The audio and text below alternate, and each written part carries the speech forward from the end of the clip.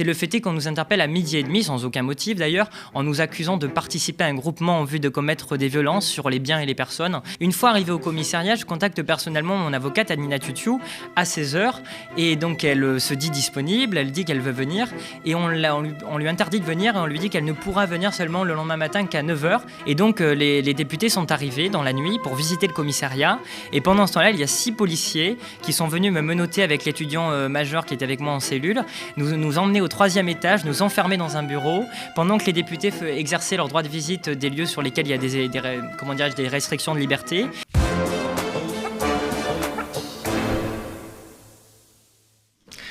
Bonjour Itchy. Bonjour Jamil. Comment vas-tu ?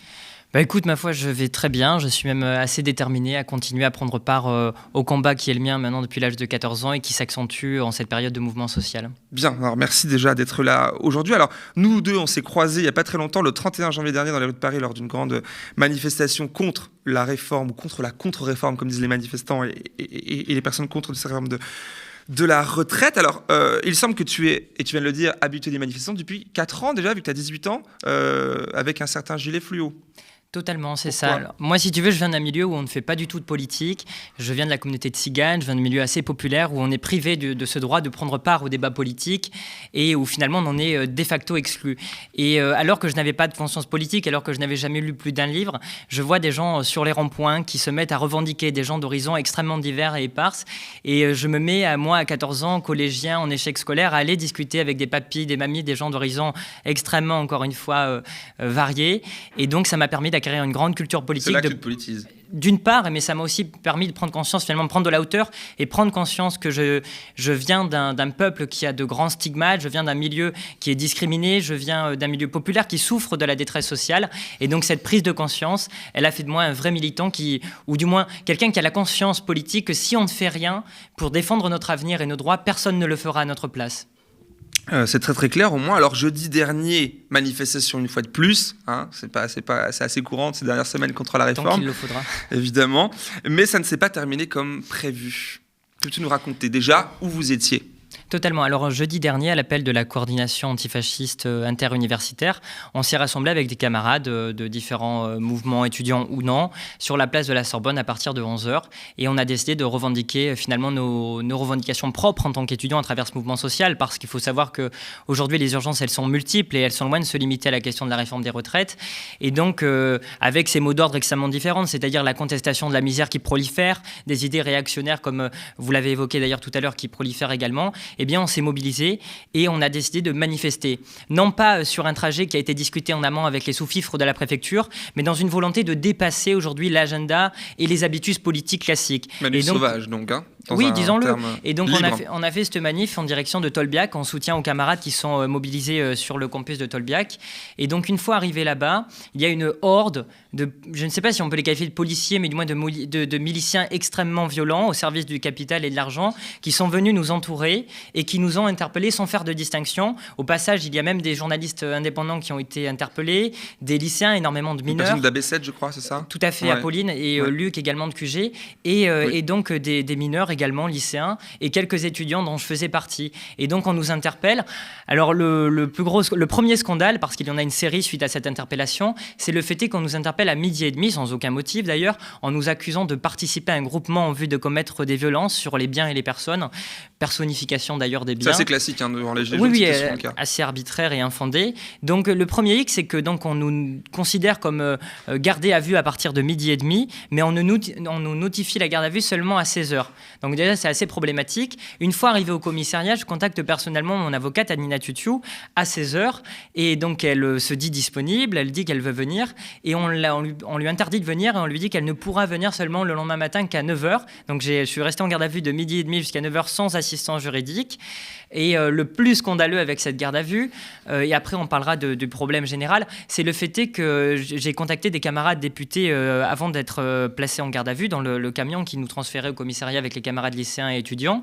Et donc les députés sont arrivés dans la nuit pour visiter le commissariat. Et pendant ce temps-là, il y a 6 policiers qui sont venus me menotter avec l'étudiant majeur qui était avec moi en cellule, nous emmener au 3e étage, nous enfermer dans un bureau, pendant que les députés exerçaient leur droit de visite des lieux sur lesquels il y a des des restrictions de liberté, et pour pas qu'on Comment tu puisse justifies échanger ça avec eux. Parce que ces députés étaient au courant de ta présence, de vos Totalement, présences. ouais. Et donc, si tu veux, moi, je les ai prévenus. Et donc, c'est assez révélateur. Moi, au-delà de mon cas personnel et de l'histoire de cette interpellation, je veux revenir sur quelque chose qui est assez problématique. C'est la répression du mouvement étudiant et du mouvement contestataire de la jeunesse, qui signifie et qui met en exergue la terreur qui règne au gouvernement vis-à-vis d'une possible mobilisation de la jeunesse. Et ce qui s'est passé jeudi, c'est révélateur de la volonté du gouvernement donc d'étouffer la mobilisation de la jeunesse. C'est le cas d'ailleurs depuis le début du mouvement social, avec des flics qui se permettent d'entrer dans les universités. À Strasbourg, ça a été le cas pour déloger les étudiants qui sont en assemblée générale, avec des flics pareil qui viennent placer en garde à vue des étudiants sur le campus Condorcet de l'HESS et qui les torturent et qui les malmènent en garde à vue, avec des étudiants du lycée Racine, il me semble, qui passent 36 heures en garde à vue alors qu'ils sont mineurs, des lycéens, pardon. Si tu veux, tout ça, c'est assez scandaleux. Et rien que cela, ces atteintes aux libertés et à la mobilisation, au droit de mobilisation étudiant, ça devrait être une raison majeure de nous mobiliser. Mais derrière ces questions-là, il y a des questions bien plus larges et des raisons qui devraient nous pousser à la mobilisation. Et je veux être très concret. Le fait est que, par exemple, aux yeux du gouvernement actuel, aux yeux de ceux qui sont au service de l'argent, la vie des étudiants n'a pas de valeur. Pourquoi ? Parce que selon eux, nous n'apportons pas une plus-value suffisante à l'économie. C'est-à-dire que lorsque même il s'agit de donner des miettes aux étudiants, c'est-à-dire un repas à 1 euro pour tous les étudiants, et bien même dans ce cas de figure où il s'agit de donner des miettes, le gouvernement dédaigne de le faire. Et donc il nous méprise. Nos vies n'ont pas de valeur à leurs yeux, comme toutes les vies de ceux qui ne produisent pas assez, qui ne consomment pas suffisamment. Et donc l'appel que je formule, c'est que face à cette répression, il est de notre devoir de nous mobiliser, d'amplifier la mobilisation pour demander la dignité, parce qu'il n'est pas normal qu'en tant qu'étudiant dans un pays aussi riche que le nôtre, où les profits des milliardaires explosent, c'est du jamais vu. Eh bien, il n'est pas normal que dans ce pays-là, pour terminer, eh bien, on soit obligé de faire des queues devant des files alimentaires pendant plusieurs heures pour se nourrir décemment, que l'on soit obligé d'avoir recours à de multiples aides et de travailler en parallèle de nos études, d'accumuler des jobs précaires, parce que la plupart des étudiants aujourd'hui accumulent des jobs précaires en parallèle de leurs études. Et cela, c'est proprement inadmissible. Donc, nous avons des revendications claires qui dépassent, d'une part, la question de la réforme des retraites, parce que, par exemple, il s'agirait de mettre fin à la sélection à l'université, d'offrir le repas aux étudiants et non pas de le plafonner à 1 euro, mais de permettre à tous les étudiants de manger à leur faim gratuitement. C'est un devoir. Et également de construire des places d'hébergement Crous et de mettre fin à l'insalubrité de ces logements. Donc vous voyez, les revendications, elles sont très claires et très précises. Elles dépassent, s'inscrivent, parce que le lien qu'on peut faire, il y a beaucoup de personnes, hein, la question revient, vous avez 18 ans, même moins parfois, la retraite c'est super loin, parce que ça vient s'intégrer dans ce mouvement social anti-réforme des retraites. Comment on justifie ça ? Parce que c'est un choix de société, en fait. C'est soit on veut vivre dans la société de la concurrence, du libre-échange absolu, où les individus sont en concurrence déloyale permanente, où c'est le chacun pour soi, où il n'y a aucune solidarité, où la sécurité sociale est malmenée, où nos droits, qui ont été conquis au prix du sang par nos ancêtres, sont détruits, sont piétinés. Moi, ce que j'aimerais dire, c'est qu'aujourd'hui, on taxe beaucoup ceux qui sont dans la rue de casseurs. Mais les vrais casseurs, ce sont ceux qui sont au gouvernement, qui condamnent les gens à se casser le dos 2 ans de plus au travail. Et la jeunesse, elle ne veut pas de ce monde-là. Elle ne veut pas de ce monde où on est obligé, où la sécurité sociale, on y met fin, où on est obligé de travailler jusqu'à 64, 65, 66, 67 ans, et où, in fine, la retraite disparaît et elle est laissée aux mains des fonds de pension. On ne veut pas de ce monde-là. On ne veut pas du monde où nous, les jeunes, on est dans la galère, où les vieux sont dans la misère absolue, où on voit nos parents qui n'arrivent même pas à faire leurs courses pour apporter la satiété à leur famille, où on voit nos anciens, et moi j'ai perdu ma grand-mère et je vous en parle avec beaucoup d'émotion, qui vivent avec des pensions misérables.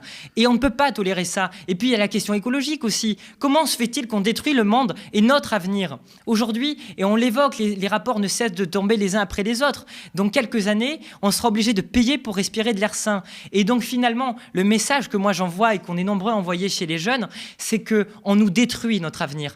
On nous supprime toutes les chances de jouir d'un avenir digne. Et donc mobilisons-nous, c'est le seul moyen de nous faire entendre et de pouvoir tendre vers un avenir joyeux, vers un monde meilleur. Parce qu'au-delà de la contestation de ce monde pourri, on peut, si on se mobilise, espérer tendre vers un monde meilleur. Alors, dernière question, tu dis, si on se mobilise, les flics, pour te citer, écrasent la possible mobilisation des jeunes.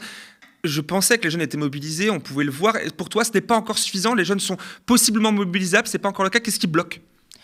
Disons que en fait, ça fait des décennies qu'on abrutit les gens, la population en général, y compris les jeunes, et qu'on essaie de nous étouffer, si tu veux, de faire en sorte que l'idée d'une mobilisation nous échappe. C'est-à-dire que la culture politique, par exemple, dans les médias mainstream, elle est totalement absente.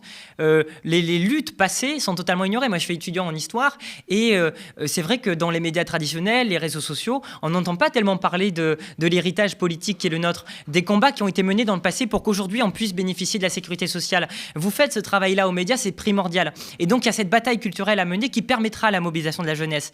Mais néanmoins, je suis très confiant. Pourquoi ? Parce que quand on a les abrutis d'éditorialistes de CNews qui nous disent « Ouais, mais comment se fait-il que ces jeunes sont pessimistes et ne se mobilisent pas, ou se mobilisent du moins et se soucient de la retraite alors qu'ils ont à peine entre 16 et 18 ans ?»